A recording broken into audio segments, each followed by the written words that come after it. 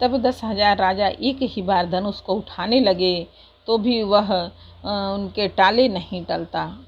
शिव जी का वह धनुष कैसे नहीं दिखता था, जैसे कामी पुरुष के वचनों से सती का मन कभी चलायमान नहीं होता। सब राजा उपहास के योग्य हो गए, जैसे वैराग्य के बिना सन्यासी उपहास के योग्य हो जाता है। कीर्ति, विजय, बड़ी वीरता, इन सबको वे धनुष के हाथों बरबस हार कर चले गए।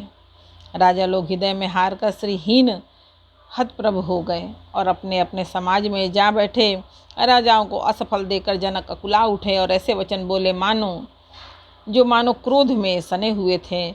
मैंने जो प्रण ठाना था उसे सुनकर द्वीप द्वीप के अनेकों राजा आए, देवता और दैत्य भी मनुष्यों का शरीर धारण करके आए तथा और भी बहुत से रणधीर वीर आए, परंतु धनुष को तोड़कर मनोहर कन्या, बड़ी विजय और अत्यंत सुंदर कीर्ति को पाने वाला मानो ब्रह्मा ने किसी को रचा ही नहीं।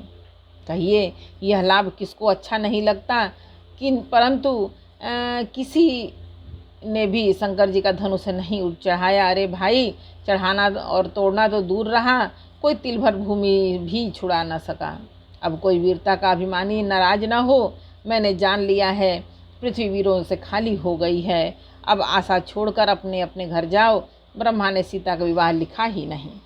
यदि प्रण छोड़ता हूँ तो पुण्य जाता है, इसलिए क्या करूँ? क्या कन्या कुंवारी ही रहे? यदि मैं जानता कि पृथ्वी वीरों से शून्य है तो प्रण करके उपहास का पात्र न बनता। जनक के वचन सुनकर सभी स्त्री पुरुष जानकी जी की ओर देखकर दुखी हुए, परंतु लक्ष्मण जी तमतमा उठे और उनकी भौहें टेढ़ी हो गई, होठ फड़कने लगे और नेत्र क्रोध से लाल हो गए। श्री रघुवीर जी के डर से कुछ कह तो सकते नहीं, पर जनक के वचन उन्हें बाण से लगे।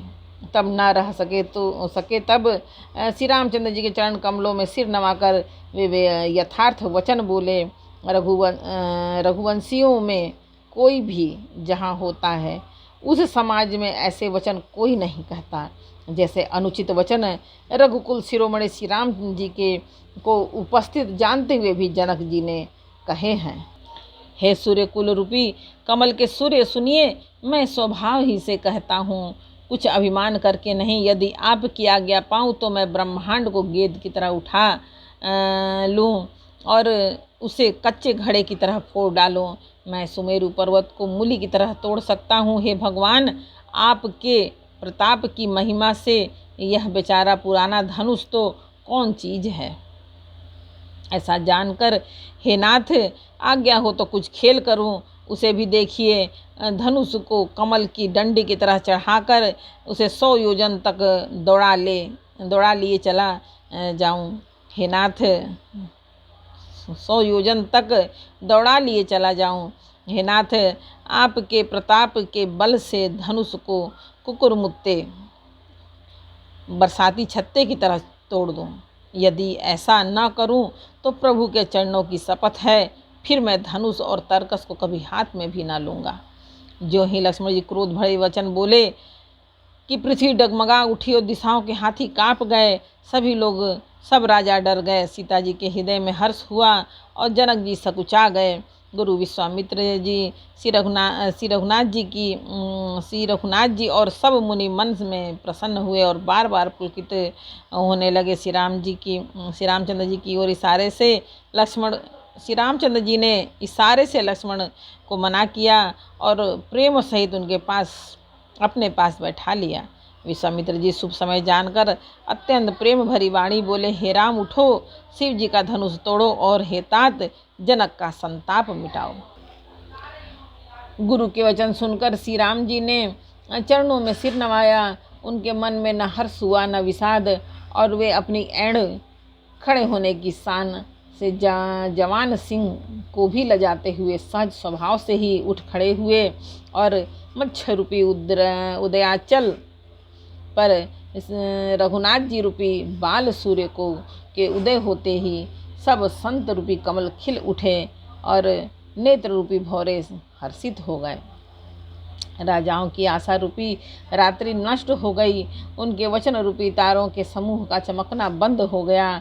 वे मौन हो गए। अभिमानी राजा रूपी कुमुद संकुचित हो गए और कपटी राजा रूपी उल्लू छिप गए। मुनि और देवता रूपी चकवे शोक रहित हो गए। वे फूल बरसाकर अपनी सेवा प्रकट कर रहे हैं। प्रेम सहित गुरु के चरणों की वंदना करके श्री रामचंद्र जी ने मुनियों से आज्ञा मांगी। समस्त जगत के स्वामी श्री राम जी सुंदर मतवाले श्रेष्ठ हाथी किसी चाल से स्वाभाविक ही चले। श्री रामचंद्र जी के चलते ही नगर भर के सब स्त्री पुरुष सुखी हो गए और उनके शरीर रोमांच से भर गए। उन्होंने पितर और देवताओं की वंदना करके अपने पुण्यों का स्मरण किया। यदि हमारे पुण्यों का कुछ भी प्रभाव हो तो हे गणेश गोसाई, श्री रामचंद्र जी श्री जी के धनुष को कमल की डंडी की भांति तोड़ डालें। श्री रामचंद्र जी को वात्सल्य प्रेम के साथ देखकर और सखियां को समीप बुलाकर सीता जी की माता स्नेहवश बिलख कर विलाप करती हुई इसी ये वचन बोली। एक बार बोलो रामायण मैया की जय। रामचरितमानस का बालकांड का 5वां समर्पयामि जय श्री राम जानकी पवन पुत्र बजरंगबली भोलेनाथ महातारी सब जय।